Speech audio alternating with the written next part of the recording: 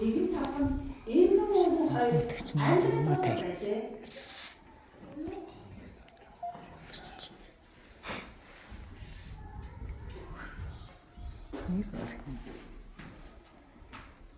Итэл өвгөн эмгэнээсээ ийхүү гойжээ.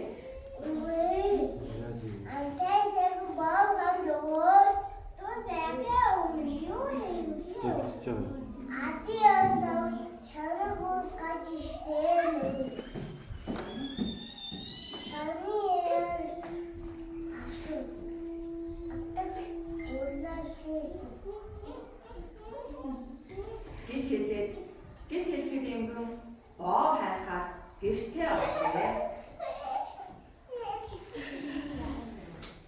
Эмгэн адрын ороодыг ухаж атга борол гаргаад савны ороодыг ухан шанаг борол гаргаад өргөдөө сүгэл дөөр өргөн тосон чанаад амттай сайхан өнгөрөө шигээд хөргөхөөр цоохны тавцан дээр тавьжээ.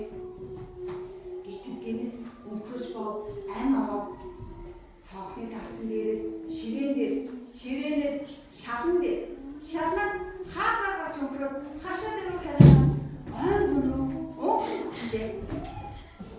Ойн гүн рүү өнгөн зогтож явахад дэлтэн дуулаатай таарч ирвэ.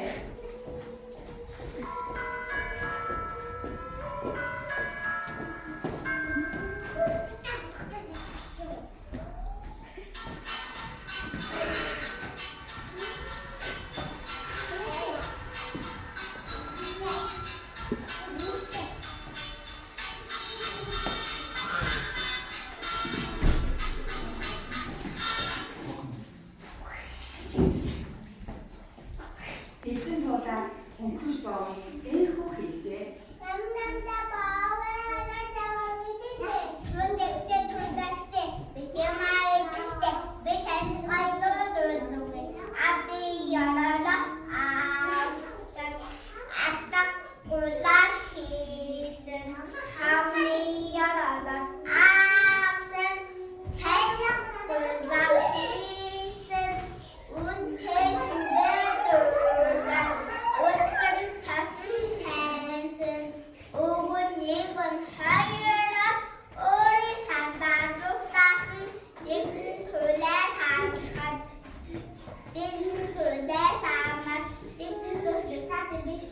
Ингэж хэлээд өнгөрч боо ойн гүн рүү өнгөн зогтжээ.